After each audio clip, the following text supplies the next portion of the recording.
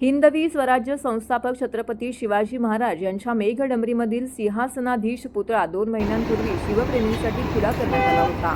मात्र निकृष्ट दर्जाच्या बांधकामांमुळे चौथऱ्याची भिंतीच्या दगडी कोसळून बुरुजाचे दगडही निसटण्याच्या स्थितीमध्ये आहेत. छत्रपतींच्या स्मारकामध्येही ठेकेदारांनी भ्रष्टाचार केल्याने शिवप्रेमींकडून संताप व्यक्त केला जातोय.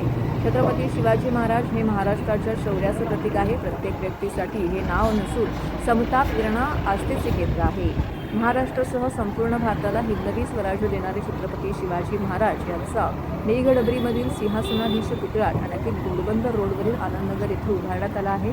सुमारे 2 कोटी रुपये खर्च करून उभारण्यात आलेला हा पुतळा म्हणजे रायगडावरील मेघडंबरीतील सिंहासनाधीश पुतळ्याची प्रतिकृती होय. मात्र ठेकेदारांकडून या ठिकाणी भ्रष्टाचार केल्याची बाब समोर आलेली आहे.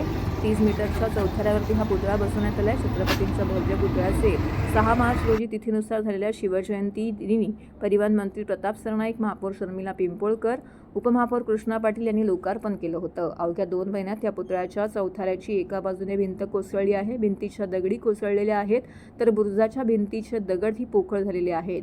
2 दगडांमध्ये सिमेंट भरले नसून ते कोसळू शकते अशी परिस्थिती आहे. छत्रपती शिवाजी महाराजांच्या स्मारकाच्या कामाची चौकशी करून संबंधित ठेकेदारावरती कारवाई करण्याची मागणी शिवप्रेमी करत आहेत.